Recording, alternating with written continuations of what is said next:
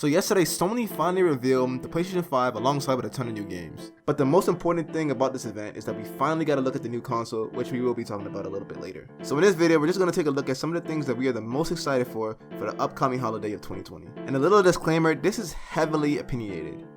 I will not talk about every game that was announced because, to be honest, I'm not that excited for a whole lot of them. This is just a small little list of things that Sony announced that really piqued my interest. So with that said, let's just get started. So you guys should have seen the first one coming. We got an announcement for a freaking sequel to Marvel's SpiderMan, and my god, it looks amazing. If you guys played through the first game already, you remember the ending and you had to see this coming. It seems like this game you will play as Miles Morales and go through his story. And since the game is following its own story and not the comics, it's really interesting to see what direction it goes to. Now there is some speculation that this won't be a full game, or at least it's not as long as the first game.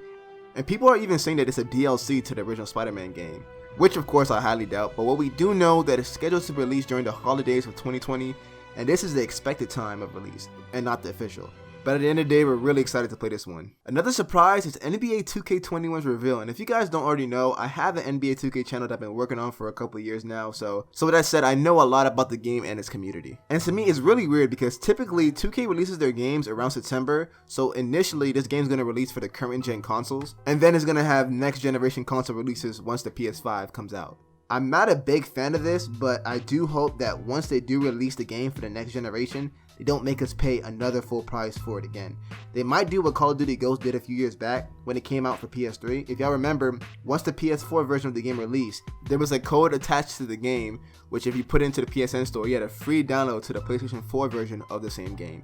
So hopefully 2K does the same thing. I'm praying that they're not going to make us rebuy the same game for the PS5 once it comes out. We're just going to have to see what they're going to say along the line. The 2K trailer didn't really show us any gameplay, but really just what the game looks like and the graphics. So we're just going to have to see what 2K is going to put out. And like I said, I do have an NBA 2K channel, so I will keep you guys updated about any 2K news if you go head over there. We also got a new look at the new Ratchet & Clank game. Now, I'm not really a huge fan of Ratchet & Clank, but the trailer did blow me away. I'm pretty sure majority of the trailer was actually gameplay and not cinematic, and I'll just say it looked like an animated movie. It looked really good. We actually got to see the power of the PS4 where maps were literally loaded in an instant.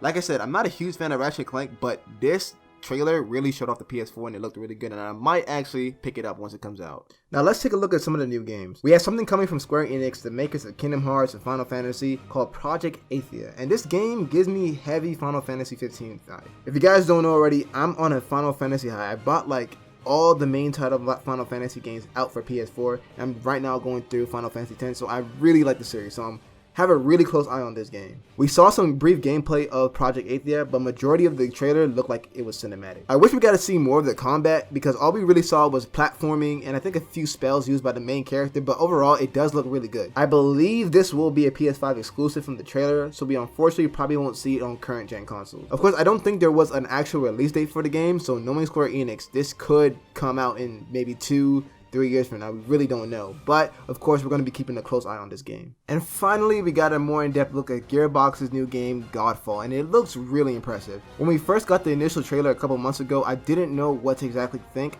At first, I thought it was like more of a Destiny looter shooter kind of game, but looking at the gameplay that was released recently, I'm getting a really heavy God of War 2018 vibe from the gameplay, and it looks really interesting, so I'll definitely keep my eyes out on this one. And here are some quick bonuses announced at the conference. It was announced that GTA will have a release on the PS5, but it'll be online only, but still free to play. I'm not surprised about this announcement, but I am kind of disappointed because I was really expecting Rockstar to announce something about GTA 6, but it seems like they're just gonna keep milking GTA 5 for a couple of years. But I think it's kind of cool to see that GTA 5 has survived and really stayed relevant for almost 3 console generations. We also got a look at the new Horizon Zero Dawn 2. I just recently bought the first one and I haven't played it yet, so I don't really have an opinion on the series, but I know how well praised the game is and the trailer looked pretty good, so of course that's under my radar. Lastly, although it wasn't announced at the event, but the new Tales of Arise game is expected to release around the same time the PS4 comes out. The trailer came out a couple of years ago, but it still really looks really good, and I've never played a Tales game before, but since I've been playing a bunch of JRPGs as of late,